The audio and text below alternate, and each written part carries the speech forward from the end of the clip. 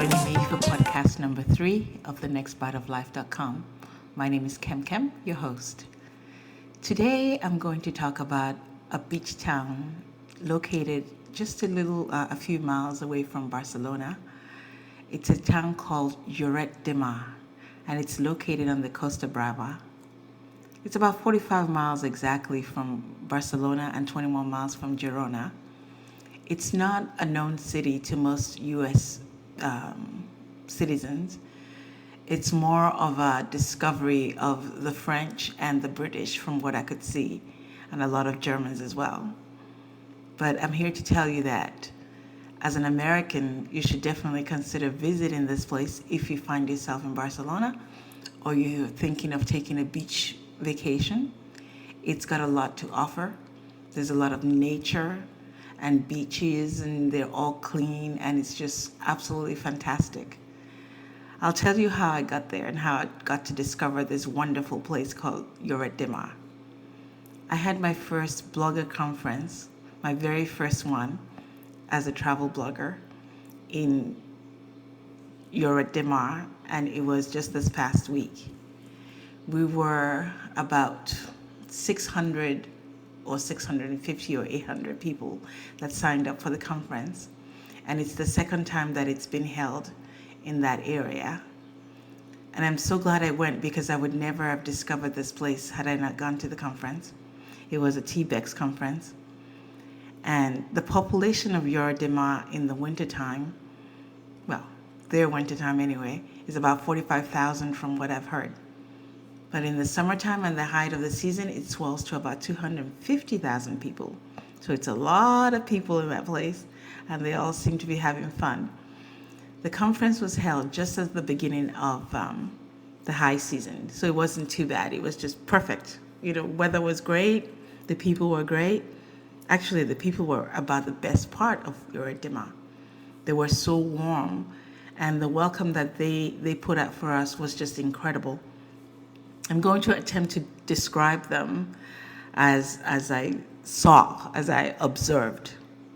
The natural surroundings of Lloret de Mar is just absolutely insanely beautiful. You're close to the water, you're close to the mountains, and they're like hidden coves all along. It's just absolutely stupendously beautiful. I can't say enough about this place. I really, really liked it. And I'm already planning to visit. My husband and I are thinking about going to see the place again because I have to show it to him. It was that nice. All in all, there are about 5 beaches along the seafront. I stayed at a hotel called the Rosamar Spa, and I had a great view of the beach. I was in a corner suite, and I can't even tell you how much I paid for the room. It was fantastic. I paid 51 euros a night for bed and breakfast. And I had a sea view and a really huge balcony with 2 loungers. So there's plenty, they're very reasonably priced. And I think I can't think of a place in America where I would get a room in a 4-star hotel for that price with that sea view and breakfast included. So what I'm saying is, if you're planning a vacation, add Lloret de Mar to your list. The beaches are clean, and 4 of them are certified Blue Flag, which means they're clean and safe and they're maintained, and the water for the bathing quality is superb. The biggest one of them is called the Lloret Beach, and that's the one that was by the hotel that I stayed at. It stretches about a mile, and it's just, the water is like aquamarine, and it just glistens. I mean, I feel like you could just go up to the water and drink it. That's how nice it was. And if you know me, you know that I'm not a great beach lover, but there was just nothing to dislike about this beach. And I love the fact that it had what I called Mixtopia. Mixtopia for me is like nirvana. It's a place where everybody seems to be getting along, and whether you were black, white, pink, whatever color you were, they were all out there on the beach, and everybody was having fun walking down. There was no animosity that I could detect from anybody. And that says a lot about a community because the tension is just not there. You know, you see Moroccans and Tunisians and Nigerians and Cubans, and, you know, the guy who drove us in from the airport into Lloret de Mar was originally from Panama. And you could just hear the pride in his voice when he was telling us he had been there for 36 years. And he just loved the place and he couldn't think of moving anywhere else.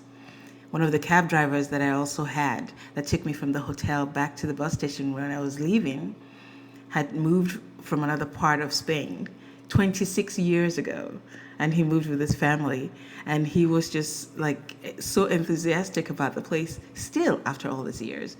And he kept telling me, you know, no problem. I like this place because whether you are Morocco, whether you are whatever, you are welcome here. Everybody's welcome here. And it was just a universal theme that I detected, you know, in the city, which made you feel so comfortable. And another person, actually, that one little thing that happened that I have to tell you about. The conference was over 4 days. And the first day I was walking back to the hotel from the event conference center. There was one of the shopkeepers, and he was trying to talk to me. And the first day he's like, comment ça va? You know, mon ami. And I said, sorry, ne parle pas français, you know, je ne parle pas, which means I don't speak French. And he was like, oh, he smiled and he let me go. And the second day I passed by, he's like, sprechen Sie Deutsch? And I said, no, nein, sprechen Sie, which means I don't speak German either. Well, the third day I went by, I had to buy a phone card for, you know, a long distance call. And I thought, you know, I might as well stop by and ask him because this poor guy kept wanting me to come to his store every day. So I asked him, I was like, do you sell phone cards? And we both burst out laughing because for the life of him, he said he would not have talked to me in English. He would have tried every other language that he knew before he tried English. And I just took that to assume that they don't see a lot of Americans, which really needs to change because I think it's someplace that we need. It's just as beautiful to me as Jamaica. I've been to Jamaica and the beaches are lovely, but this is just as nice. And that's why I'm so enthusiastic about it, I guess. Anyway, some of the things that the city did for us that I thought was absolutely fantastic. I'm not sure if every city does this. I can only speak for the first one. I've only been to one conference, so I can only tell you what they did for us. We had an opening party that was just absolutely amazing. Absolutely amazing. The city had chartered a ferry to take us all to this beach called the Santa Cristina Beach, which was about a 15-minute ride on the ferry, on the boat. And when you got there, the welcoming committee was like insane. There were a lot of people. The party was just fantastic. The lights that were on the beaches, the way they were set out. They had a band playing that was so freaking good. I found myself dancing by myself. So anyway, I always do that anyway when I like the music. And they had a lot of local Catalunya cuisine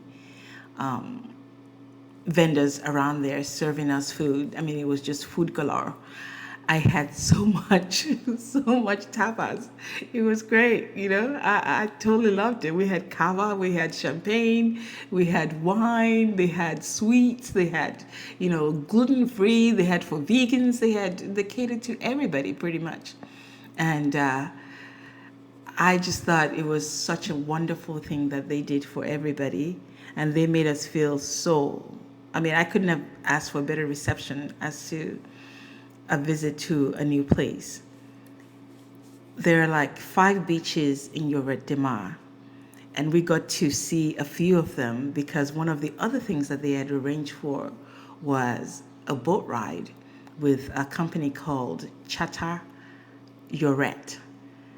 and it's run by MST Cruises or something. MST Cruises, I think is the name. Oh, no, I'm sorry, MST Nautica. That's the name, MST Nautica. I remember now. But they picked us up from the town center and they took us to the port of Blanes. It's either Blanes or Blanes, sorry. They took us to the port of Blanes, and we had a wonderful guide called Marco, who was just great with us. I'm not really great on the water, but I felt completely safe with him. And we went for a 4-hour tour around Costa Brava coastline. We passed by the beaches Lloret and Fennels and Santa Cristina and San Cayena or something like that. Anyway, it was incredible. And the weather came out for us and just shined and just showed Lloret de Mar in the best light possible. The ride was fantastic. He took us around a few coves and we saw like Tosa del Mar and some other little towns around there. And it was just an incredible experience. It was something that stays with you for a long time that you just can't forget. I can't even begin to tell you what the food was like. I love food. You know I love food. But one of the things I also did was take a tapas making class. We went to El Romani restaurant, which is like just off the beachfront. And we got to talk and listen to the owner of the restaurant, John Pao, and he told us about the history of tapas, how it came to be. And there's a folklore saying that one of the kings had a stomach problem, and he got sick all the time, and the doctor told him to eat a little something, and that's how tapas kind of started. It was a little something, but actually it means to cover. Like when they serve you a drink, they would put a little something on top of the drink to like cover it so that the flies and the elements don't get in. And that was the evolution of tapas. And tapas came to Catalunya, or at least to Lloret de Mar area, only about 15 years ago. And it's something that stayed, when you go to a restaurant, they serve you tapas along with your drink. And that was something that was recent for that area. But I think it's a wonderful idea, and I love the idea of tapas when you're served a drink. I'm so used to it now. I don't know how I could go back to something else different. But anyway, we had a wonderful experience with John Paul. He has a lot of knowledge, and he even shared his recipe for sangria, which I tasted, and it was perfect. It wasn't too sweet. It was just exactly like it should be. And he told us how to do it overnight. And of course, I'll never do it because I couldn't have it anywhere near as good as he made it. Some of the tapas he had were so delicious.